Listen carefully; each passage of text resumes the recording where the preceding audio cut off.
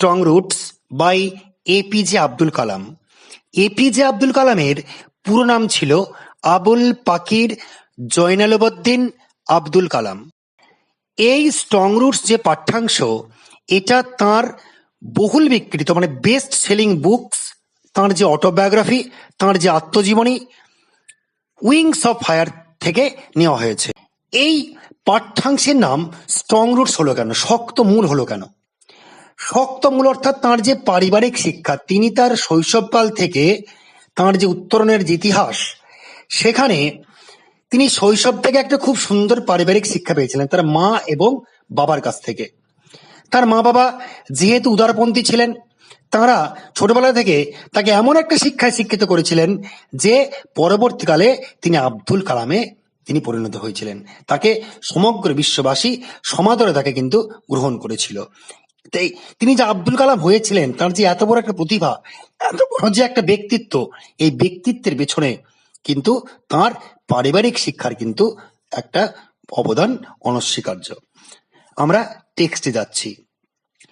I was born into a middle-class Tamil family in the island town of Rameswaram in the erstwhile Madras state.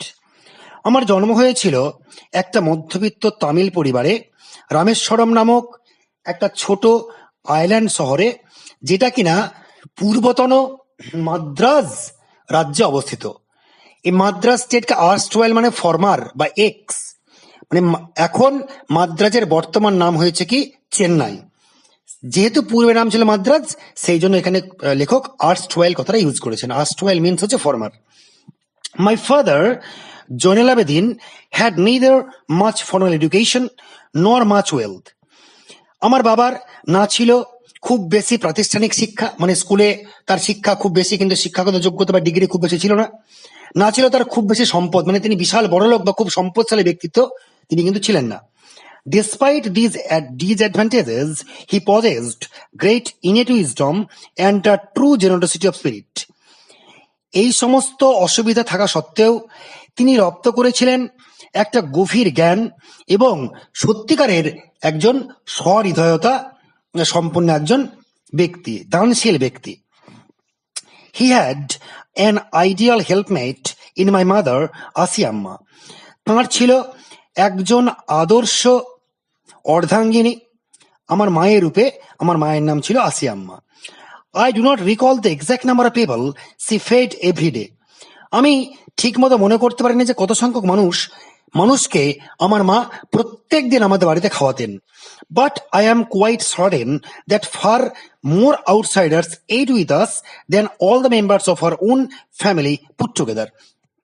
আমাদের পরিবারের সমস্ত সদস্যকে একত্রিত করে যে সংখ্যা দাঁড়াবে, সেই সংখ্যার থেকে আরো বেশি সংখ্যক মানুষ, বাইরের মানুষকে কিন্তু আমার মা প্রত্যেকদিন খাওয়াতেন। My parents were widely regarded as an ideal couple. আমার পিতামাতাকে মানে বিশাল ভাবে আর কি একটা বড় অংশের মানুষ কিন্তু তারা বলতেন যে আমার মা বাবা ছিলেন একজন আদর্শ দম্পতি। My mother's lineage was the more distinguished, one of her forebears having been bestowed the title of Bahadur by the British. আমার মায়ের বংশ ছিল আমার বাবার বংশের চেয়ে অনেক বেশি বিখ্যাত, কারণ আমার মায়ের বংশের একজন ফরবিয়ার্স অর্থাৎ মানে পূর্বসূরি অর্থাৎ অ্যানসেস্টর, তাকে ব্রিটিশরা বাহাদুর এই উপাধিতে ভূষিত করেছিল।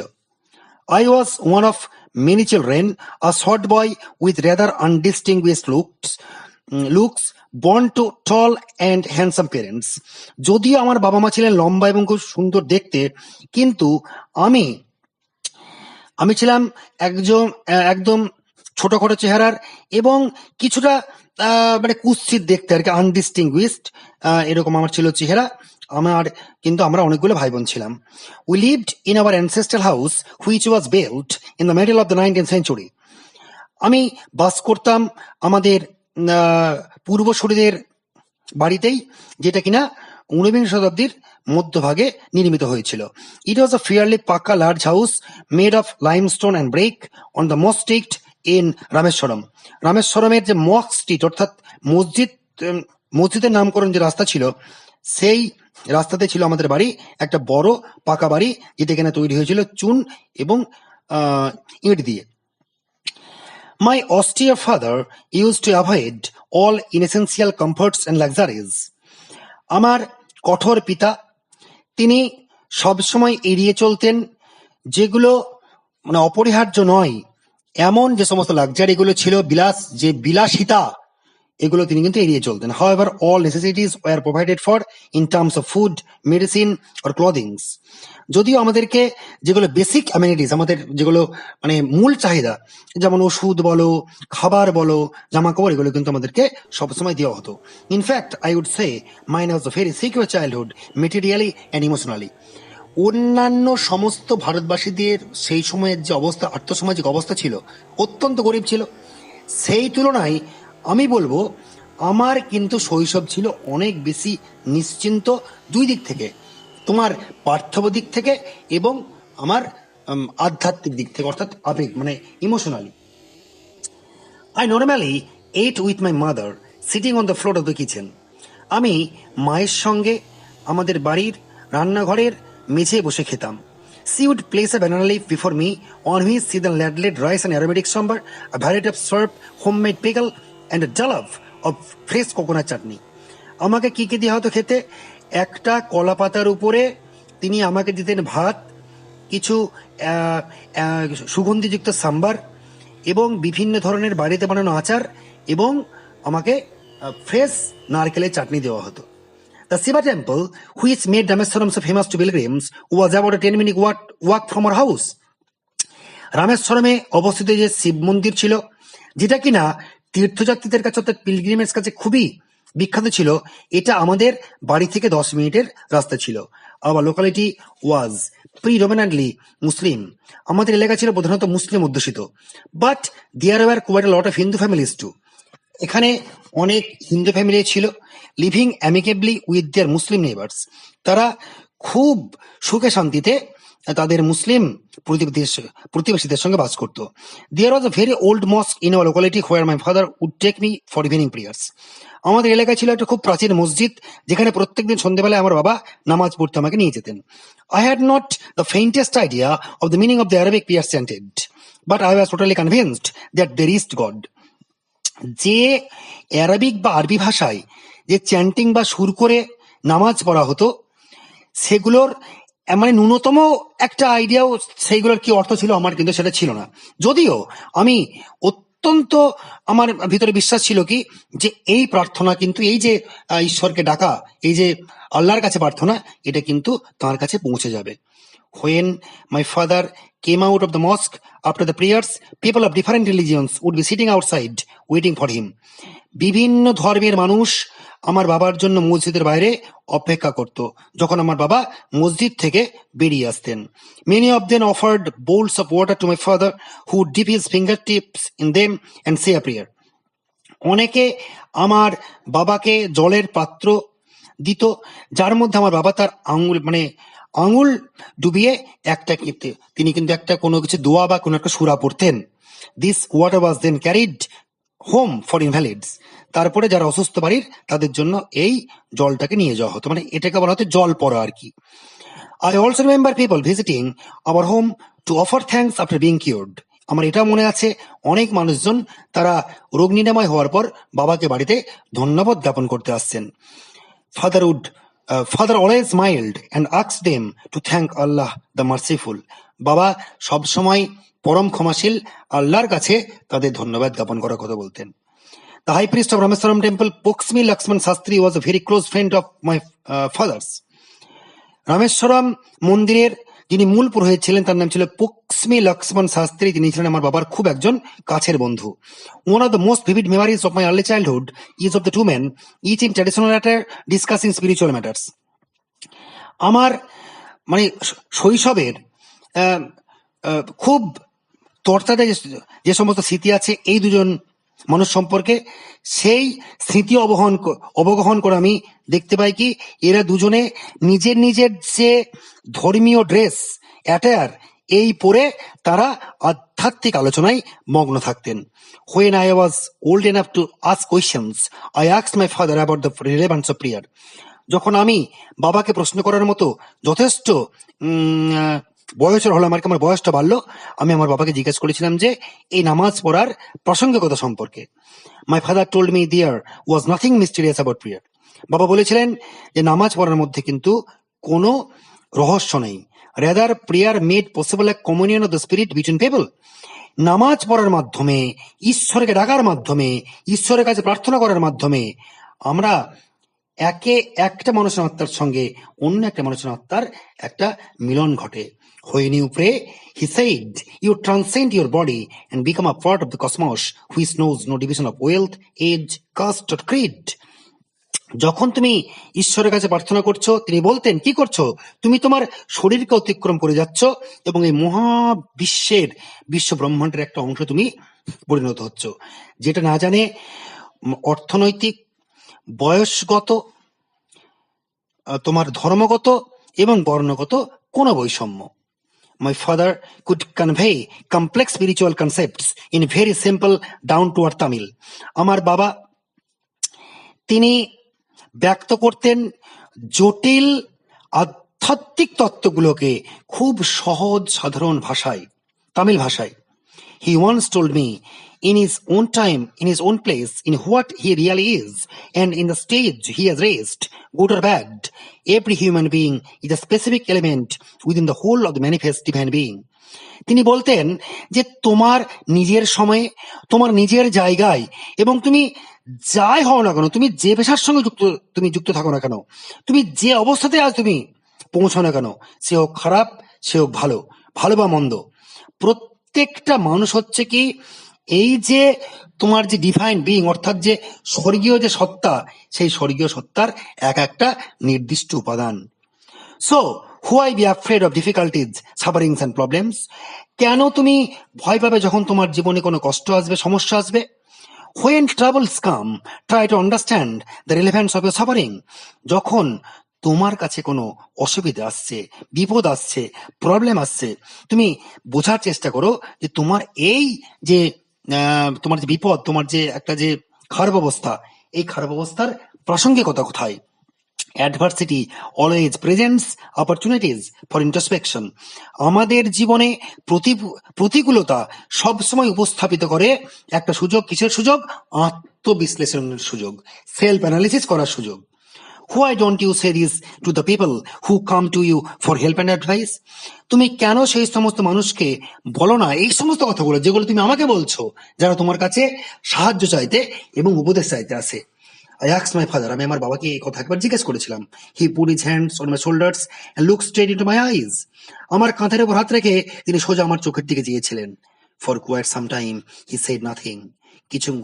কিছুক্ষণ তিনি কিচ্ছু বলেননি, as if he was judging my capacity to comprehend his words.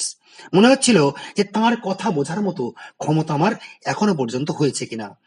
Then he answered in a low deep voice.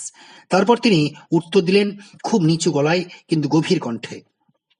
His answer filled me with a strange energy and enthusiasm.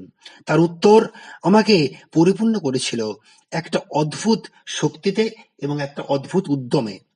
Whenever human beings find themselves alone, as a natural reaction, they start looking for company. যখন কোনো মানুষ একাকিত্ব বোধ করে, একদম স্বাভাবিক প্রতিক্রিয়া স্বরূপ সে একটা সঙ্গ খোঁজে। Whenever they are in trouble, যখন তারা কোনো সমস্যায় পড়ে, they look for someone to help them.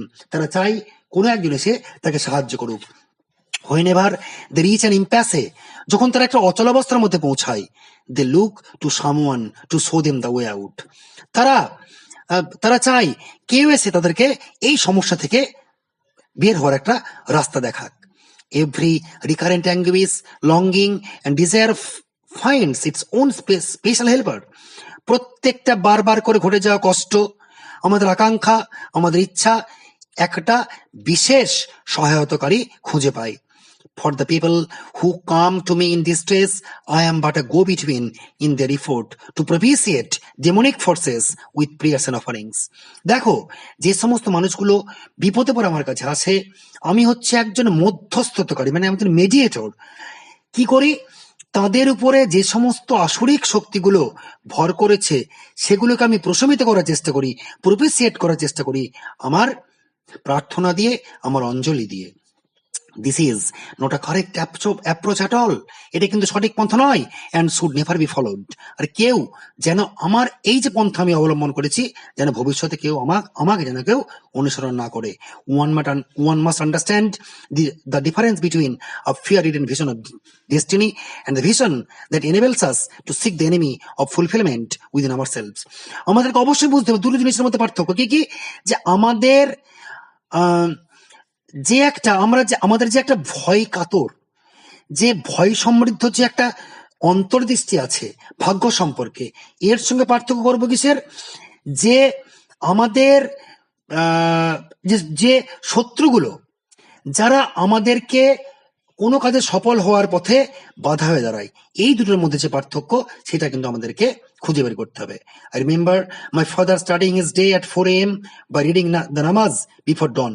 ভোরবেলার আগে প্রায় ভোর 4টের সময় আমার বাবা প্রত্যেক দিন নামাজ পড়ার মাধ্যমে তার দিন শুরু করতেন, এটা আমার বেশ মনে আছে। After the namaz, he used to walk down to a small coconut grove we owned. নামাজ পড়ার পরে তিনি হেঁটে যেতেন আমাদের একটা ছোট নারকেল বাগান ছিল সেখানে, about 4 miles from our house, আমাদের বাড়ি থেকে 4 মাইল দূরে। He would return with about a dozen coconuts tied together thrown over his shoulder. তিনি বাড়ি ফিরতেন 1 ডজন, মানে অর্থাৎ 12খানা নারকেলকে তার কাঁধের উপরে ফেলে। And only then would he have his breakfast. তারপর তিনি তার প্রাতরাশ করতেন। This remained his routine even when he was in his late 60s. 60-এর দশকের শেষে যখন তার বয়স, তখনও পর্যন্ত তার কিন্তু এটা ছিল একটা দৈনন্দিন একটা রুটিন ছিল। I have throughout my life tried to emulate my father in my own world of science and technology. আমার নিজের বিজ্ঞান এবং প্রযুক্তির জগতে আমি আমার বাবাকে অনুসরণ করার চেষ্টা করেছি সারা জীবন ভোর। I have endeavored to understand the fundamental truths revealed to me by my father. আমি বুঝবার চেষ্টা করেছি আমার বাবা আমার কাছে যে সমস্ত মৌলিক সত্যগুলো উদ্ঘাটিত করেছিলেন সেইগুলোকে, and feel convinced that there exists a divine power. এবং আমার মধ্যে একটা দৃঢ় বিশ্বাস ছিল কি, যে একটা কোথাও না কোথাও একটা ঐশ্বরিক শক্তি আছে, that can lift one from confusion, misery, melancholy and failure. যেটা আমাদেরকে আমাদের বিভ্রান্তি বলো, আমাদের দারিদ্রতা বলো, আমাদের দুঃখ কষ্ট বলো, আমাদের ব্যর্থতা বলো, সেখান থেকে আমাদেরকে উত্তোলিত করে, and guide one to one's true place, এবং আমাদেরকে আমাদের প্রকৃত জায়গার দিকে পরিচালিত করে। And once an individual severes his emotional and physical bond, যদি কোনো একজন ব্যক্তি তার যে মনের এবং শরীরের যে বন্ধন সেটাকে বিচ্ছিন্ন করতে পারে, he is on the road of freedom, happiness and piece of mind, তবেই সে কিন্তু প্রকৃতপক্ষে স্বাধীনতার, সুখের এবং মনের শান্তির দিকে সে কিন্তু ধাবিত হবে। এই ছিল আজকে আমাদের আলোচনা। আমরা পরবর্তী ভিডিওতে এই টেক্সট থেকে বিভিন্ন প্রশ্ন উত্তর নিয়ে আলোচনা করব। সকলে খুব